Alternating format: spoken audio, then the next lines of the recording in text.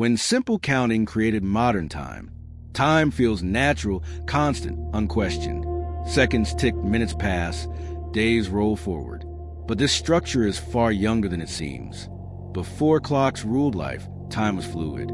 Days followed light. Seasons followed survival. Moments mattered, not measurements. Nothing demanded precision. To understand why counting created modern time, we must rewind. Early humans did not track hours. They tracked events, hunger, darkness, weather. Time was experienced, not calculated.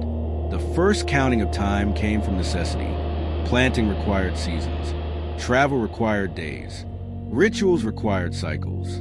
Repetition demanded memory. So humans began marking change. One sunrise, another sunset, a moon waxing then fading. Patterns emerged through repetition.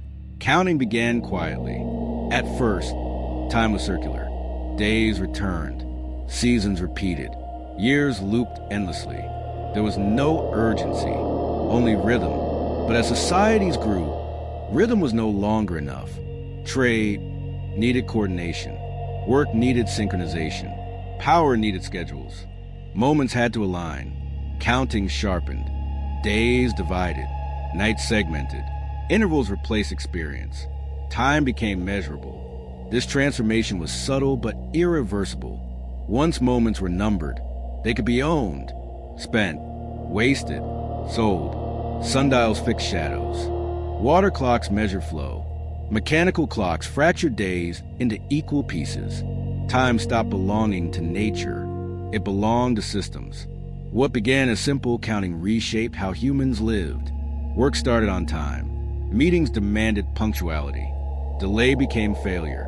The modern world did not emerge from invention alone. It emerged from division, from cutting continuity into units, from believing moments were identical.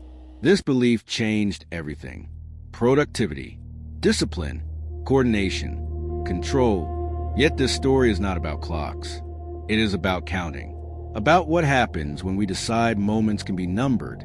Because once time became countable, it stopped being gentle, and that shift is still shaping every second we live today. Once time could be counted, it could be compared. 1 hour against another, one worker against the next. Efficiency replaced experience. Equal units erased context. A quiet hour matched a chaotic one. Fatigue vanished from measurement. Human variation disappeared behind numbers.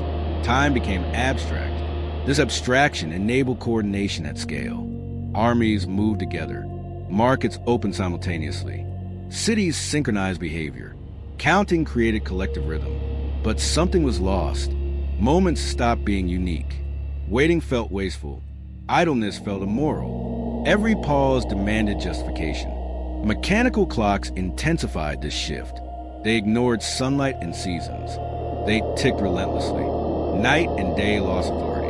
Precision ruled regardless of biology. Factories depended on this.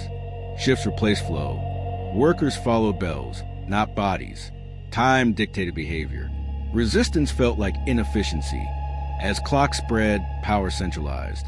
Those who controlled schedules controlled labor, controlled access, controlled life pace.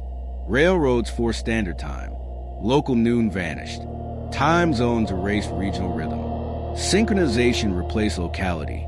Speed demanded uniformity. Counting time accelerated everything. Travel compressed distance. Communication shrank delay. Expectations tightened.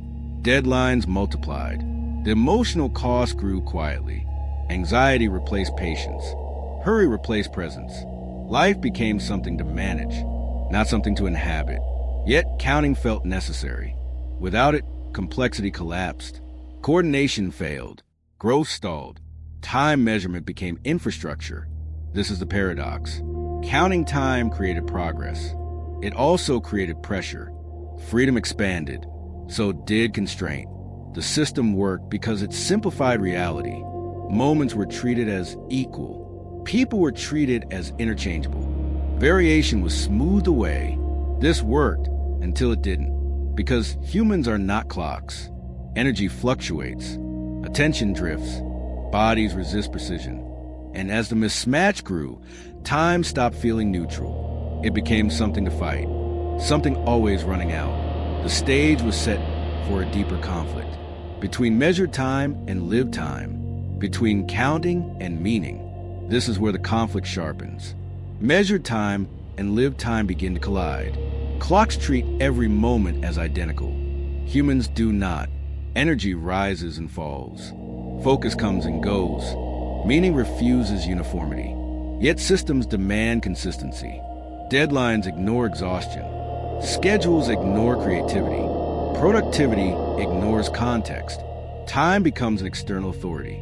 This creates quiet resistance. People rush without progress. They work longer, not better.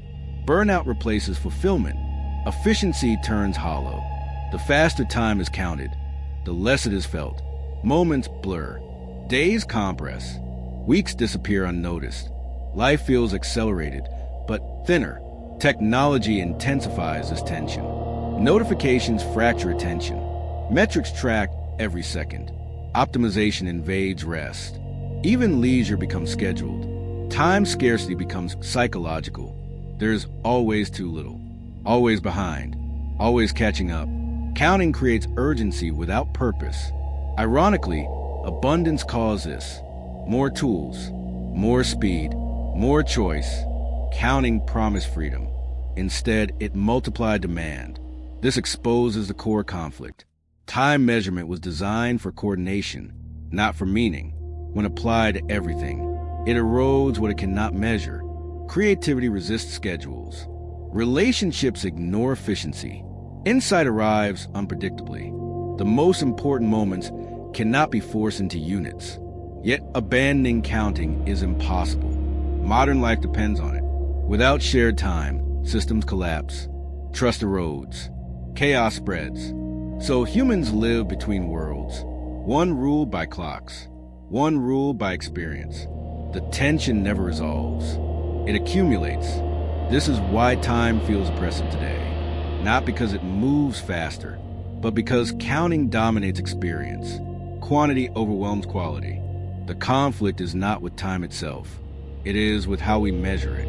And until that distinction is understood, the pressure will only increase. The climax is not rejecting clocks. It is recognizing their limits. When we stop treating counted time as lived time, pressure loosens. Schedules regain purpose. Moments recover meaning. Time becomes a tool again, not a tyrant. The modern world cannot abandon measurement. Coordination still matters. Precision still enables connection. But measurement does not have to dominate identity. The shift is subtle. Not every moment needs optimization. Not every pause is waste. Not every delay is failure. Some time exists to be lived, not counted. Cultures that respect this balance thrive. They protect rest. They value depth over speed. They design systems that bend with human rhythms. Time serves life, not the reverse. Individually, the change is powerful. Attention slows. Presence returns. Days feel fuller, not longer. Counting recedes where meaning takes over. This does not mean doing less. It means measuring differently.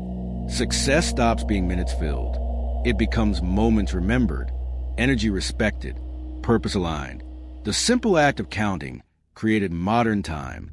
The wisdom lies in knowing when to stop counting, when to let moments remain uneven, when to let life breathe. Time was never the enemy. Confusion was. Mistaking measurement for meaning, mistaking precision for purpose. Once that confusion dissolves, time softens. It becomes spacious again.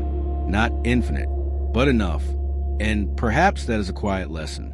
Progress did not come from controlling time. It came from understanding it. And understanding begins when counting steps aside. Sometimes the smallest shift in perspective becomes the beginning of a new future. When